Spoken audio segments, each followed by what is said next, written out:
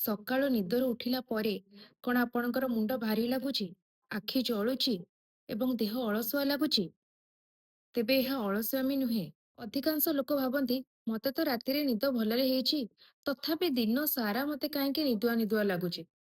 କାରଣ ଆପଣଙ୍କର ନିଦର କ୍ୱାଲିଟି ଠିକ୍ ନାହିଁ। ସକାଳୁ ନିଦରୁ ଉଠିକି ଏମିତି ଘୁମେଇବାର ପ୍ରଧାନ କାରଣ ଗୁଡ଼ିକ ହେଲା, ରାତିରେ ଯଦି ଆପଣ ହେଭି ଡିନର କରିଥିବେ, ଆପଣଙ୍କ ଶରୀରରେ ଯଦି ଆଇରନ୍, ଭାଇଟାମିନ୍ B12 କିମ୍ବା ମ୍ୟାଗ୍ନେସିୟମର ମାତ୍ରା କମ୍ ଥିବ, ଡିହାଇଡ୍ରେସନ, ରାତିରେ ମୋବାଇଲ ଦେଖିବା, ବ୍ଲଡ୍ ସୁଗର ଇମ୍ବାଲାନ୍ସ ରହିବା, କର୍ଟିସଲ ରିଦିମ୍ ଡିଷ୍ଟର୍ବ ହେବା। ଯଦି ଆପଣ ଚାହୁଁଛନ୍ତି ଆପଣଙ୍କୁ ଏମିତି ସକାଳୁ ନିଦୁଆ ନିଦୁଆ ନ ଲାଗୁ ଏବଂ ଆପଣ ଫ୍ରେଶ ଫିଲ୍ କରନ୍ତୁ, ତେବେ ଏହି ଖାଦ୍ୟ ଗୁଡ଼ିକୁ ନିଜର ପ୍ରତିଦିନ ଖାଇବାରେ ଆଡ୍ କରନ୍ତୁ। ତେବେ କଣ କଣ ଖାଇବେ?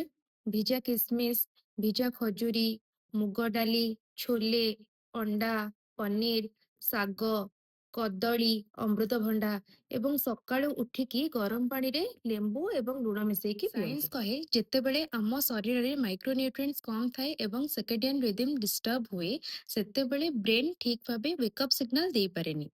ସେଥିପାଇଁ ଆମେ ନିଦରୁ ଉଠିଲେ ମଧ୍ୟ ଆମକୁ ଘୁମେଇଲା ଭଳି ଫିଲ୍ ହୁଏ। ତେଣୁ ସମସ୍ୟା ଘୁମେଇବାର ନୁହେଁ, ସମସ୍ୟା ହେଉଛି ଆପଣଙ୍କ ଭିତରର ନ୍ୟୁଟ୍ରିସନର ଇମ୍ବାଲାନ୍ସ। ଆହୁରି ସାଇନ୍ସ ବେସ୍ଡ ନ୍ୟୁଟ୍ରିସନ ଇନଫର୍ମେସନ ଚାହୁଁଥିଲେ ଏହି ଭିଡିଓଟିକୁ ଲାଇକ୍ କରନ୍ତୁ ଏବଂ ମୋ ଚ୍ୟାନେଲକୁ ସବସ୍କ୍ରାଇବ କରନ୍ତୁ। Stay healthy.